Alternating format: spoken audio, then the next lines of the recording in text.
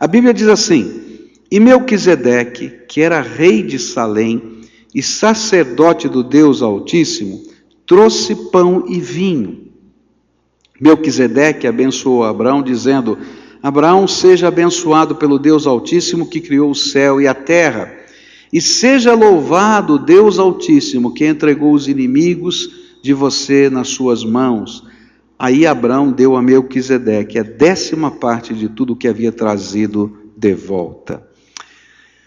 Nós começamos a ler a história que está em Gênesis 14. Eu vou rapidamente recordar que essa história fala de uma guerra. Ló, sobrinho de Abraão, tinha sido levado preso quando a cidade onde ele morava tinha entrado numa guerra, e mais outra cidade tinha sido também levada presa, os seus reis e tudo mais, e eles tinham se tornado escravos daqueles que dominaram aquelas cidades. E Ló foi levado, chegou, só fugiu uma pessoa que conseguiu fugir, e interessante, ele não foi procurar os aliados, ele foi procurar Abraão, e lá disse a Abraão que o seu sobrinho também tinha sido levado preso.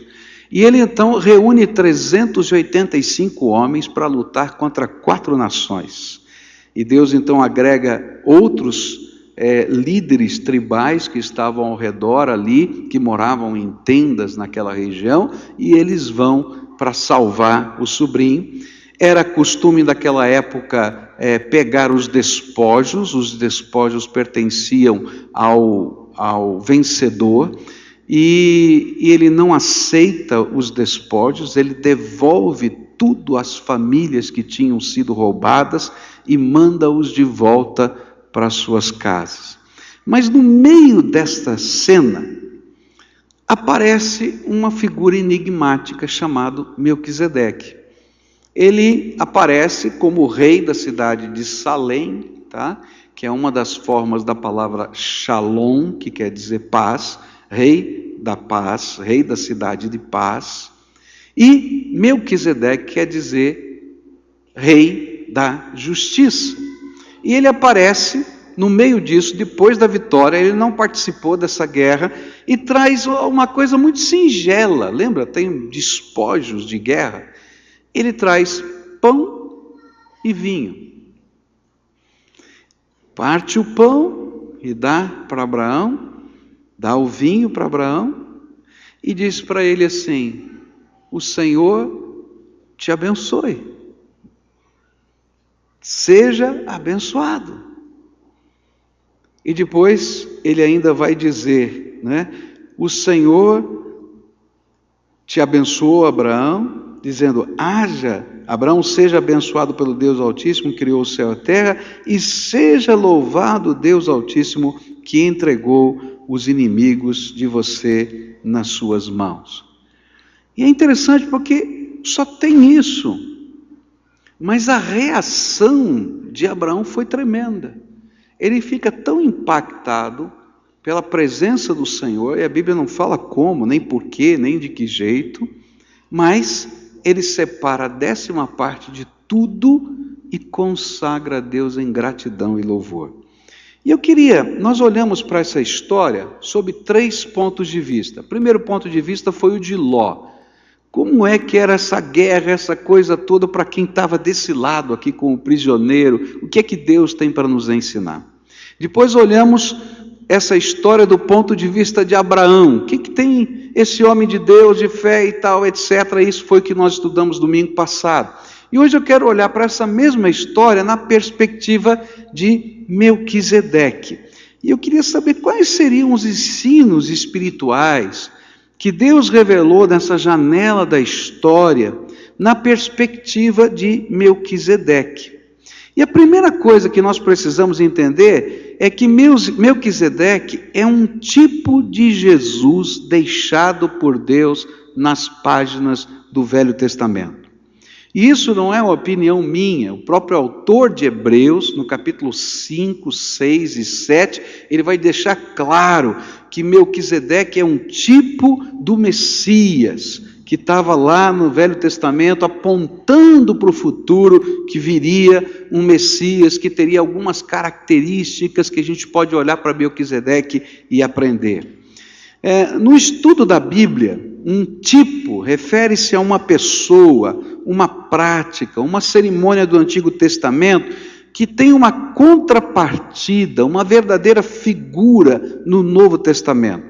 E quando a gente olha nessa perspectiva, a gente diz que a gente está usando um sistema chamado tipologia do Velho Testamento no Novo Testamento. Por exemplo, a gente conhece bem isso quando a gente fala, por exemplo, da serpente que Moisés levantou no meio do deserto, e todo mundo que era picado por aquela serpente olhava para a serpente de bronze que estava colocada numa haste, e Deus curava aquela pessoa.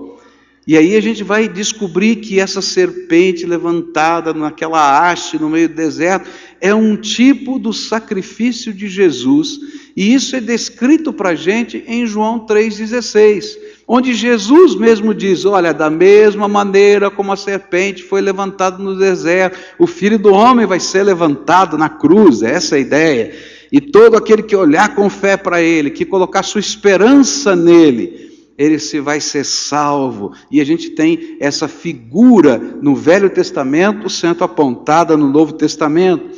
Outra figura tipológica que a gente vai encontrar na Bíblia é o Cordeiro de Deus. Então, a pessoa pecava e ela sabia que o salário do pecado é a morte. E a gente fica pensando, mas que sacrifício esquisito, que o culto do Velho Testamento, cá entre nós, era estranho para chuchu. Porque você tinha que chegar lá, colocar a mão sobre a cabeça da ovelhinha. Imagina você no culto, vem aqui para adorar a Deus, bota a mão na cabeça da ovelhinha e diz: sou pecador. Aí vem o sacerdote e degola o bichinho, porque o salário do pecado é a morte. E ele morre por você, simbolicamente ele está morrendo por você, né? E aquele animal era queimado completamente. E aí então vem João Batista e diz assim: Jesus é o Cordeiro de Deus que tira o pecado do mundo. Está entendendo? Isso se chama tipologia.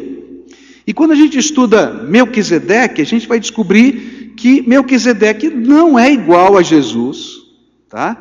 No entanto, há algumas coisas nessa figura enigmática do Velho Testamento que tipificam Jesus, a sua obra, de várias maneiras diferentes. É interessante que, porque ele é uma figura enigmática, não é? Que a gente não tem muita coisa a respeito dele, só existem 4 textos da Bíblia que falam sobre Melquisedeque, algumas pessoas têm interpretações diferentes, tanto no judaísmo quanto dentro do cristianismo a respeito de Melquisedeque. Alguns acreditam que Melquisedeque era um anjo que tomou forma humana por um tempo durante o tempo de Abraão. Mas eu tenho dificuldade de crer nisso, porque o sacerdócio, e ele era sacerdote, nunca foi exercido, nem pode ser exercido por um anjo. A Bíblia diz que tem que ser um homem que exerça o sacerdócio. Isso está em Hebreus 5:1. Cada grande sacerdote é escolhido entre os homens e nomeado para servir a Deus em favor do povo, apresentando a Deus ofertas e sacrifícios pelos pecados. Outros sugerem que ele é, na verdade, o próprio Jesus que assumiu uma forma pré-encarnada durante o tempo de Abraão. Mas a Bíblia vai dizer, e isso a gente tem que olhar um pouquinho na língua grega para poder entender, que Melquisedeque é descrito como sendo feito semelhante. É interessante que a palavra que o autor de Hebreus usa em capítulo 7, verso 3, é uma figura do Messias. Essa é a palavra que está na língua grega. Então ele não era o Messias ou a pré-encarnação do Messias. O que eu acredito é que Melquisedeque era um ser humano histórico, cujo ministério sacerdotal tipifica, aponta para Jesus lá na frente na história como o Messias de Deus. Um homem que Deus projetou usar como um referencial do que aconteceria no futuro. E aí nós vamos partir desse princípio para estudar essa história na perspectiva de Melquisedeque. Há 4 textos na Bíblia que vão falar sobre Melquisedeque. Gênesis 14, Salmos 110, Hebreus capítulo 5, 6 e 7.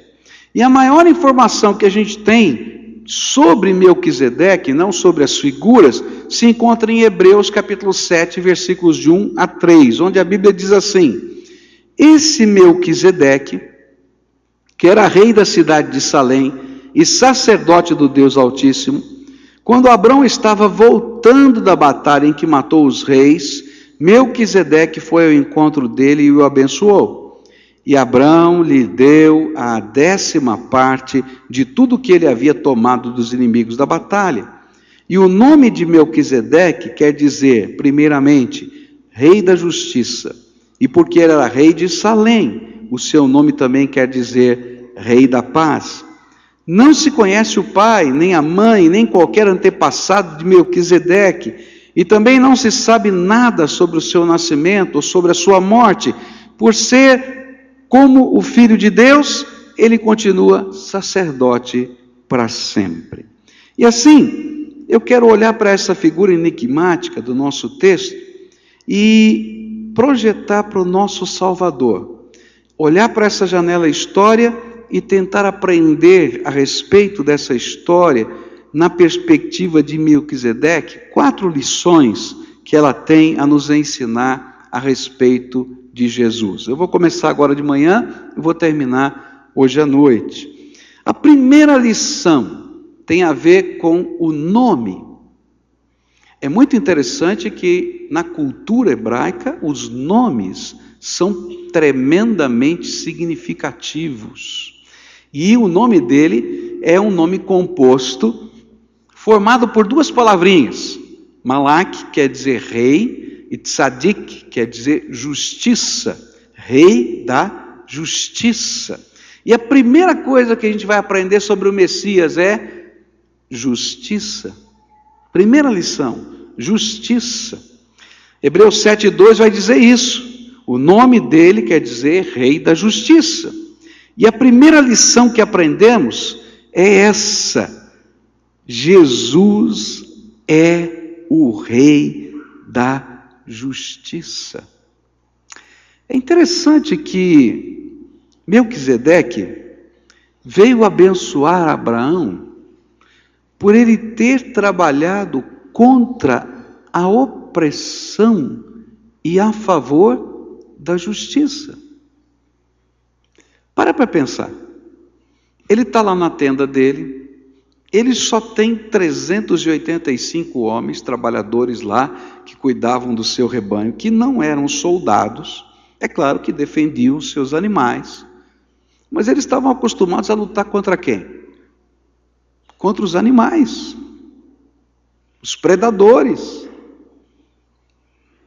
Mas ele ouve da injustiça que aconteceu com seu sobrinho, e ele, apesar de ter só 385 homens, quando havia 4 nações que estavam em guerra, ele diz: eu não posso me calar diante disso. E ele convoca os seus homens e diz: nós vamos batalhar a favor daqueles que foram levados como escravos.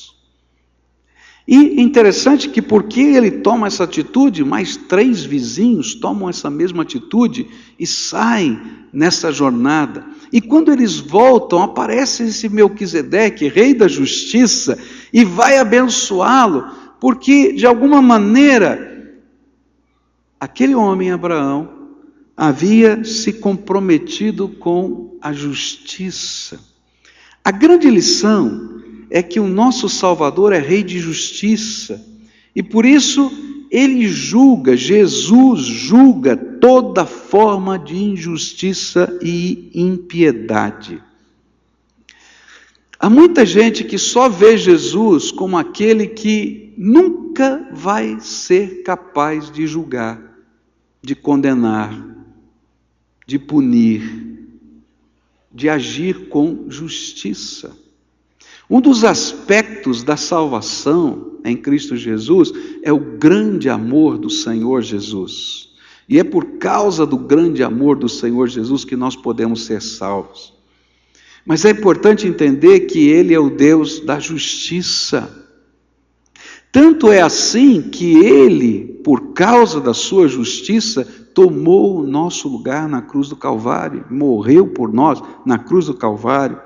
Mas uma coisa que nós nos esquecemos, muitas pessoas se esquecem, é que quando Ele voltar pela segunda vez, Ele não voltará mais como o Salvador, mas Ele vai voltar para julgar vivos e mortos, inclusive os anjos que caíram. E Ele vai cumprir toda a justiça de Deus. É muito interessante que lá nos livros apocalípticos do Velho Testamento, livros chamados apócrifos, muitos desses encontrados lá em Qumran, naquelas cavernas do Mar Morto, eles já falavam de um Messias da ordem de Melquisedeque, que julgaria tanto os homens como os anjos caídos. Já havia esse entendimento lá no passado, no coração das pessoas. E quando a gente lê o livro do Apocalipse na nossa Bíblia, olha só como Jesus é descrito na sua segunda vinda. Abra aí a sua Bíblia em Apocalipse capítulo 19, a partir do verso 11, onde diz assim: em seguida, vi o céu aberto, e apareceu um cavalo branco, e o seu cavaleiro se chama Fiel e Verdadeiro, e ele julga e combate com justiça. Os seus olhos eram como chamas de fogo, e ele tinha muitas coroas na cabeça, e estava escrito nele um nome que ninguém conhece a não ser ele mesmo.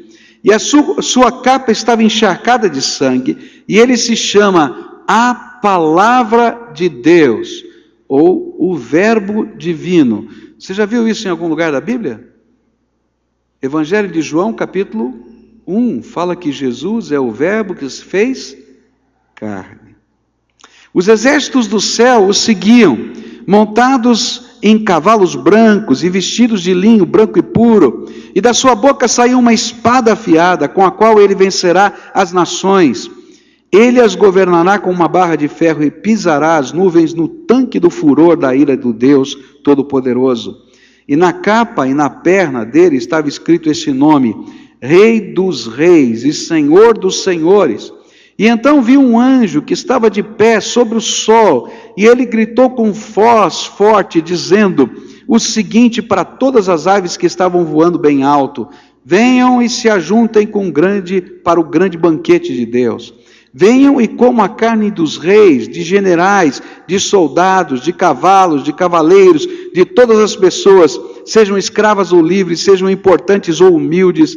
E depois viu um monstro aqui nessa versão, besta na outra versão, e os reis do mundo inteiro, e os seus exércitos reunidos para lutar contra aquele que estava montado no cavalo e contra o seu exército. E o monstro foi feito prisioneiro junto com o falso profeta, que havia feito coisas espantosas na sua presença, e com aquelas coisas ele havia enganado os que tinham o sinal do monstro e os que haviam adorado a imagem do monstro. E o monstro e o falso profeta foram jogados vivos no lago de fogo que queima com enxofre. E os seus exércitos foram mortos pela espada que saía da boca daquele que estava montado no cavalo branco, e todas as aves comeram da carne deles até não quererem mais. O texto continua, e se você aqui termina o capítulo 19, começa em seguida o capítulo 20, e você vai ver a revelação do juízo de Deus, o grande trono branco colocado, e o juízo de Deus sendo realizado. E nesse juízo, então vai ali acontecer todos os homens comparecendo diante do tribunal de Deus. Há pessoas que não conseguem crer que o nosso Senhor julgará toda a terra. Há pessoas que não conseguem crer que hoje o Senhor julga toda forma de injustiça e impiedade. Por quê? Porque Ele é o Rei da justiça hoje e para todo sempre. E por isso que o princípio da sabedoria descrito na Bíblia, nas Escrituras Sagradas, é o temor do Senhor. Há uma coisa que falta nos nossos dias, é o temor do Senhor.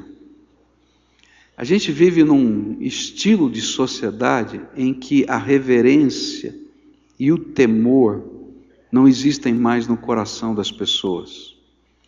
E isso vale para qualquer autoridade. Por exemplo, um dos grandes problemas do Brasil é a falta de respeito para com os professores. Há um movimento aqui na nossa cidade que a gente está trabalhando para a gente dizer, olha, nós como cidadãos aqui de Curitiba precisamos valorizar os nossos professores.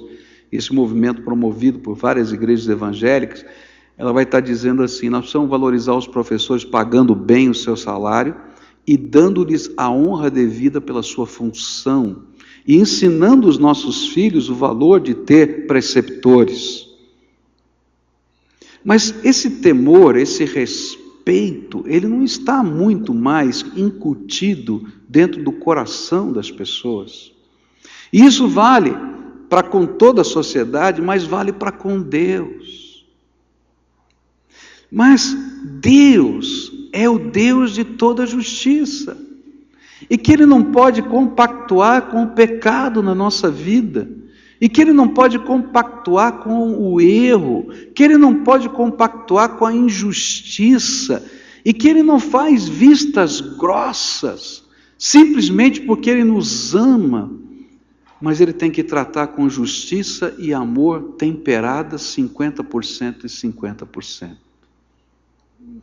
E a grande lição que Melquisedeque está tentando nos lembrar é que Jesus é o Rei da justiça. E que toda forma de impiedade, Deus intervém na sociedade hoje. E um dia intervirá definitivamente no juízo final. E que essa é uma realidade da Bíblia e é uma realidade da vida. Se você começar a olhar a história, você vai descobrir na história que grandes impérios faliram. E quando você começa a olhar por que os grandes impérios da história faliram, você vai descobrir a corrupção, a mentira, a violência, o engano.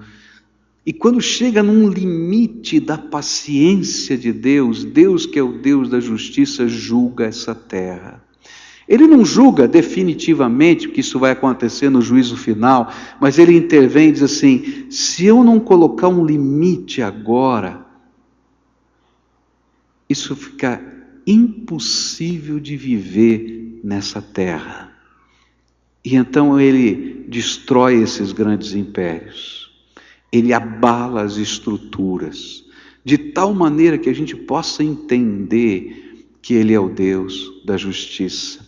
Isso se torna um tipo e um referencial de que lá no futuro, um dia, Deus julgará toda a terra. Tem muita gente que não crê que vai existir um inferno literal.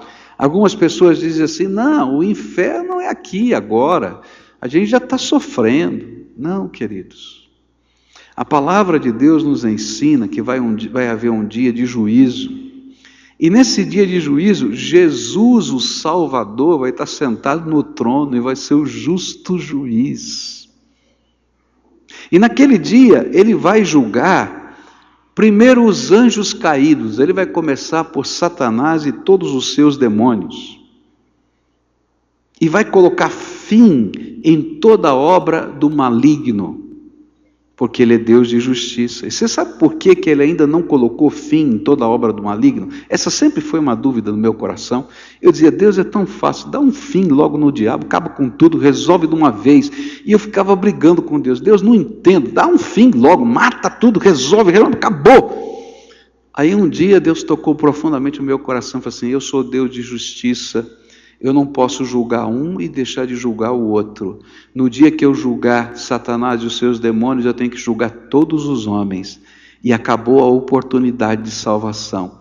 E aí eu vi quanto Deus me ama, Porque Deus teve que aguentar Satanás passeando até no céu, como está lá em Jó capítulo 1, e ainda tirando satisfações, está lá, lê lá em Jó capítulo 1, até que Jesus morresse e ressuscitasse.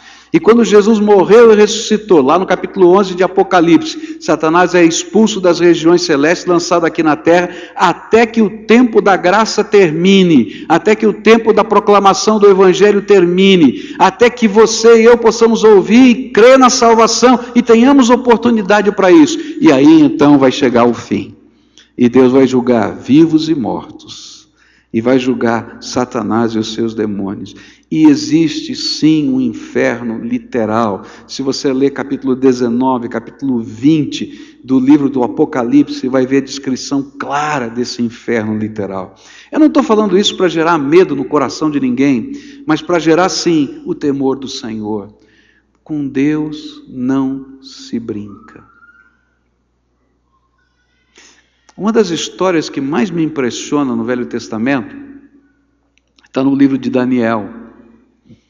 E no livro de Daniel tem um rei que está cercado pelos seus inimigos, os medos e os persas cercaram Babilônia, e no meio desse cerco de guerra ele faz um banquete. E ele faz aquele banquete, ele está lá comendo e ele diz, não, sabe de uma coisa, hoje eu quero usar o melhor aparelho de jantar que possa existir.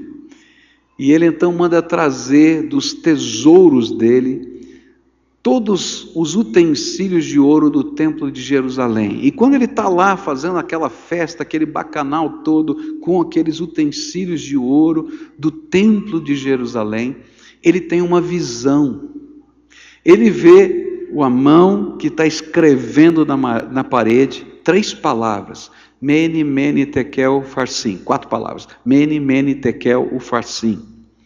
E ele não entende aquilo, mas ele tem aquela visão e ele treme, ele se desconcerta, é algo horrível, e então alguém diz para ele, tem alguém aqui que pode interpretar essas palavras? E ele traz Daniel, já velhinho, e Daniel pode ler as palavras na parede.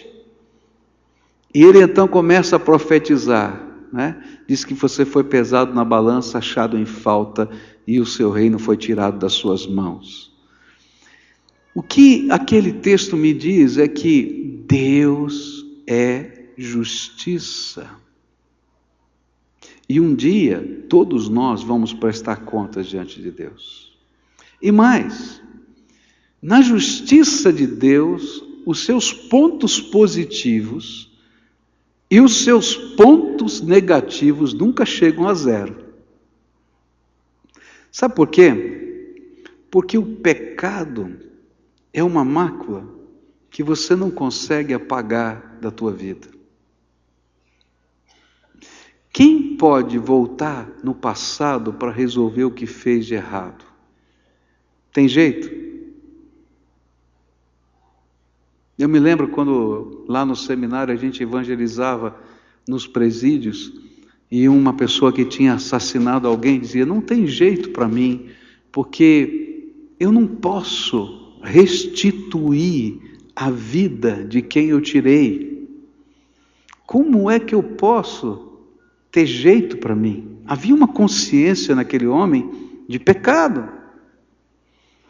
Por isso é que Jesus toma o nosso lugar na cruz do Calvário e nos perdoa de todo pecado, porque Ele morre no nosso lugar na cruz do Calvário, Ele desce ao Hades, aquele lugar que a gente chama de inferno, por nossa causa, Ele ressuscita com as chaves da morte e do inferno, para que todo aquele que nele crê não pereça. Agora, se Ele chega depois de tudo isso e te oferece a graça, para você aprender a viver com Ele, essa vida, não mais do teu jeito, mas do jeito dele, e você diz, não, eu não quero.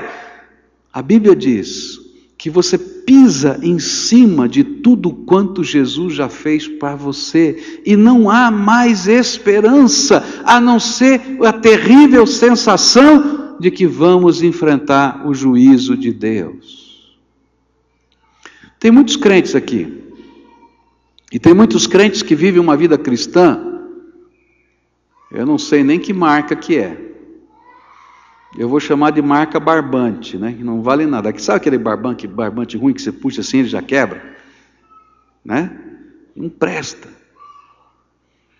Vem aqui, adora a Deus, levanta as mãos, chora, mas a vida está suja. Tua palavra não vale nada. Tua família está em frangalhos. E sabe por quê? Porque muitos de nós não temos o temor do Senhor, de que vamos responder a Deus pela nossa injustiça. Há um Deus que perdoa, sim, Ele perdoa, mas o perdão do Senhor não é uma coisa barata, custou caríssimo, é isso que diz 1 Pedro, custou o sangue de Jesus que foi vertido na cruz do Calvário. E a gente às vezes banaliza o perdão de Deus. O perdão de Deus é uma oportunidade para reconstruir a vida sobre novas bases, e não para manter a vida do mesmo jeito, confuso, enrolado, quebrado. Não, é para começar de novo agora sobre uma nova visão, sobre uma nova ordem, um novo princípio, que é a graça do Deus vivo, agora nos seus valores. Eu não quero dizer que nós vamos ser perfeitos, não, mas o pecado tem que ser um acidente na minha vida e na tua vida, e não um modo de vida. A primeira coisa que Melquisedeque me ensina é que Ele é o Rei, Jesus é o Rei da justiça. E eu não posso viver a justiça, nem compactuar com a injustiça. Está entendendo? Eu não consigo viver a injustiça na minha vida, nem compactuar com ela. Eu não posso dizer que é bom ou que é mal. Eu não posso dizer que tanto faz. Eu tenho que tomar posições por causa do temor do Senhor na nossa vida.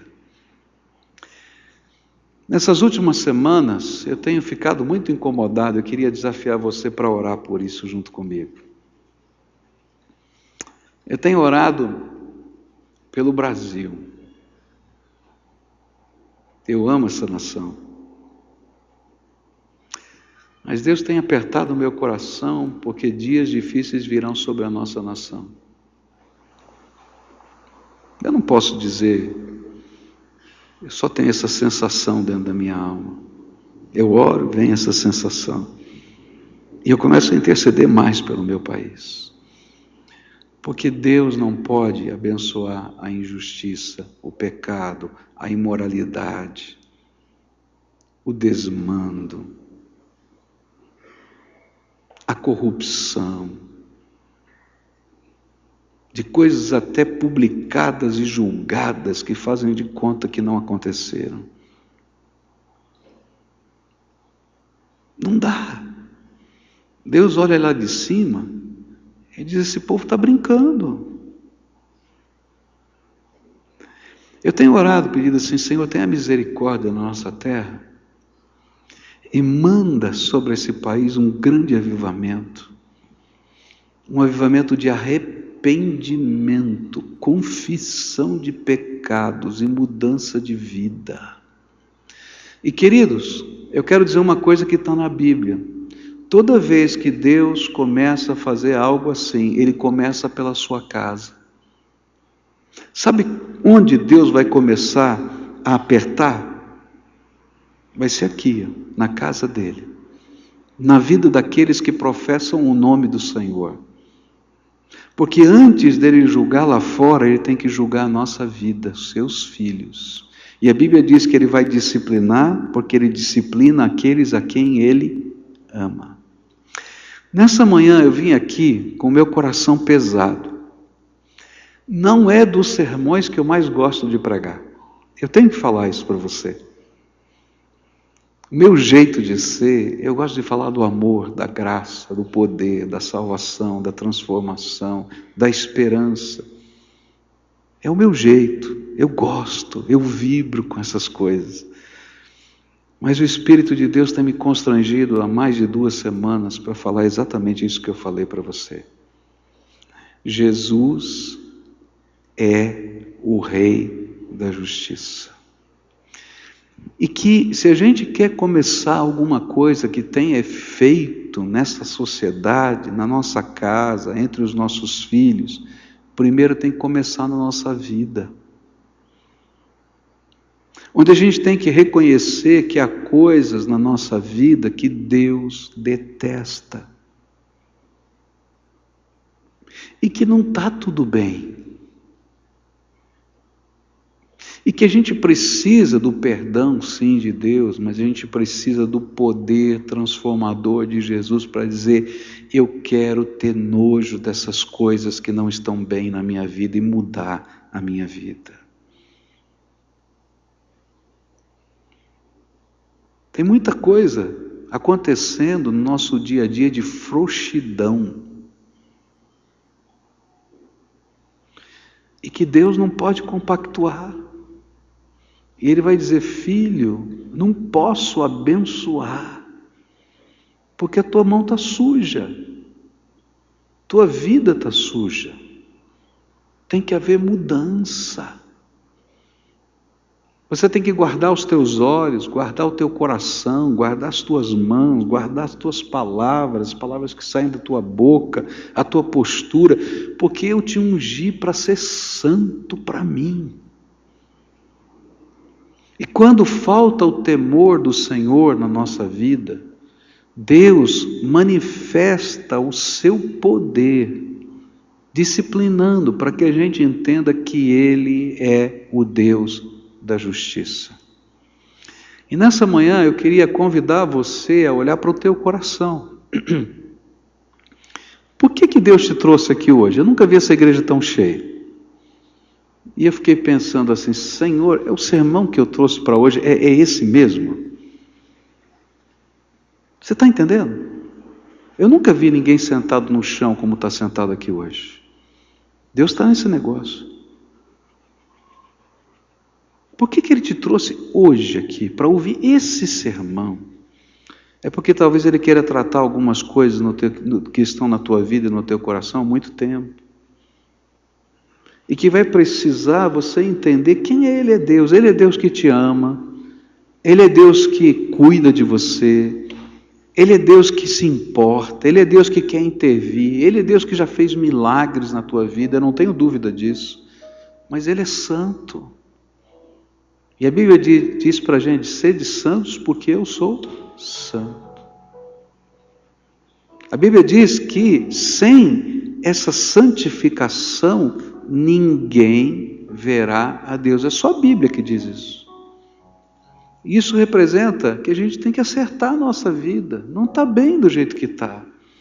E essa reforma, essa transformação, tem que começar dentro da nossa casa. E se há pessoas que ainda não se arrependeram dos seus pecados e nunca entregaram a sua vida a Jesus, porque precisam de um Salvador, precisam fazer hoje. Porque um dia, todos nós vamos passar naquele tribunal. E a única maneira, não tem outra maneira de ser aprovado naquele tribunal, é quando o nosso nome está escrito num outro livro, que não é o livro dos nossos atos. Esse livro vai ser aberto. Mas quando o nosso nome está escrito no livro da vida. E o livro do Apocalipse, capítulo 21, diz que a gente só tem o nosso nome escrito no livro da vida se nós formos lavados no sangue do Cordeiro. Ou seja, se a justiça do Rei da Justiça, que foi feita e realizada por nós na cruz, eu me apropriar para a minha vida e assumir um pacto com Ele, de tentar viver a minha vida segundo a sua vontade, cada dia na minha vida. Hoje, eu queria convidar você a arrependimento, a confissão de pecados. O que o Espírito de Deus quer mudar na tua vida hoje? O que o Senhor, enquanto eu falava, aplicou no teu coração? Porque hoje, diferentemente do que eu prego normalmente, eu não ilustrei muito. As ilustrações estão aí na tua vida, porque o Espírito de Deus diz: está vendo? Isso aqui tem que sair da tua vida. Eu não concordo com isso, eu não posso abençoar isso, e o Espírito é que está fazendo isso, não fui eu. Então hoje, se o Espírito de Deus está te convocando a arrependimento, a confissão, a entrega, a renúncia de algumas coisas. Sabe por que a gente não gosta que Deus mexa nessas áreas da vida? Porque nós amamos o pecado. Em algumas áreas da vida, amamos mais o pecado do que amamos o nosso Salvador. E adoramos e servimos o nosso pecado. E Deus diz: eu não posso abençoar.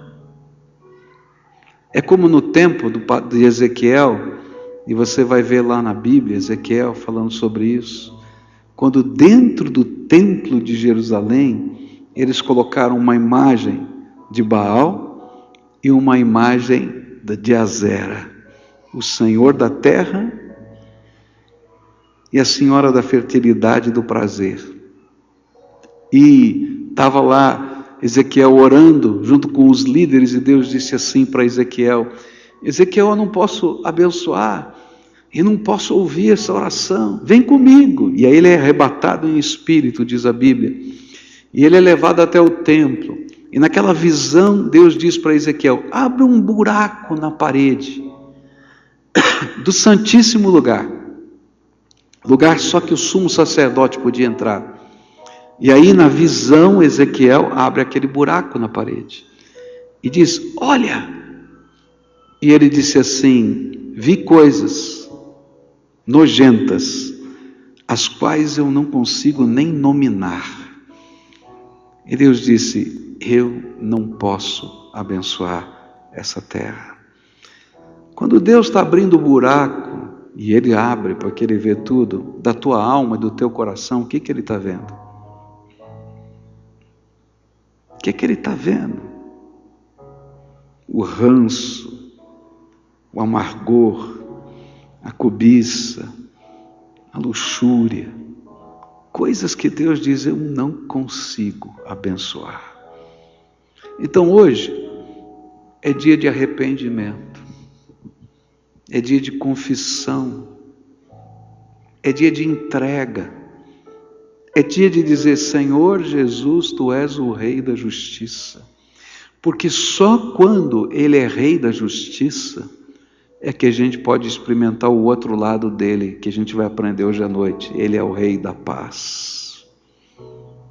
Só quando a justiça dele entra na nossa vida é que a gente pode experimentar o outro lado desse Messias precioso que é Jesus, o Rei da Paz.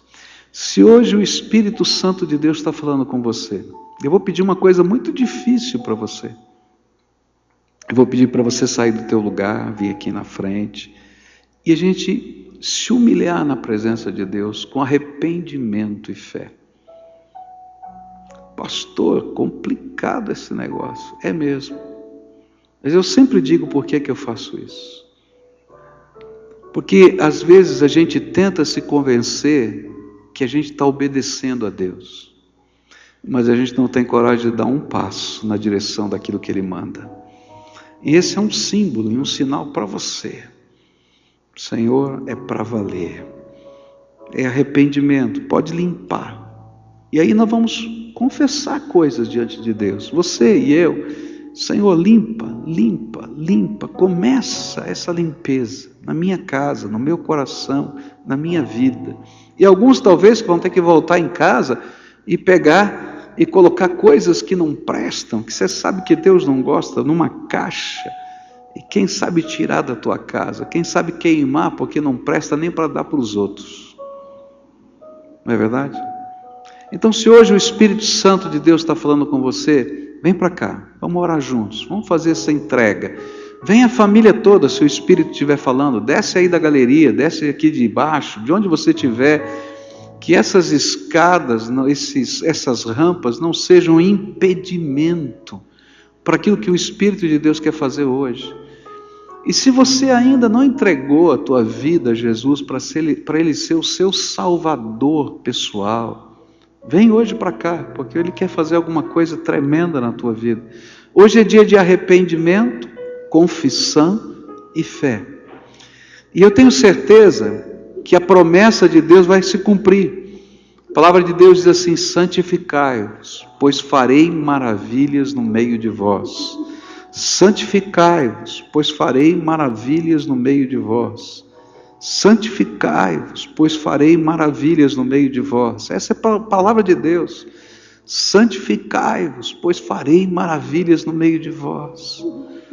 Essa é a obra do Senhor na minha vida, na tua vida, do Espírito Santo. O que é que Deus quer limpar, tirar, arrancar? Que Ele está dizendo: não concordo. Vem hoje. O que é que você vai entregar ao Senhor hoje? O que é que o Espírito de Deus está falando com você hoje? Essa é a obra de Deus, do seu Espírito na nossa vida. E se Ele estiver falando com você, não resista. Não resista. Porque Ele vai revelar a glória dEle de alguma maneira. E o princípio de toda sabedoria é o temor do Senhor. Temer a Deus com toda a alma, amá-lo de todo o coração e saber que Ele é o Rei que se inclina para nós.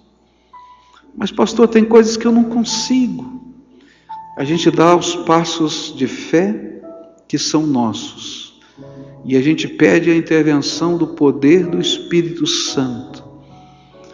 E Deus revela a sua glória transformadora na nossa vida.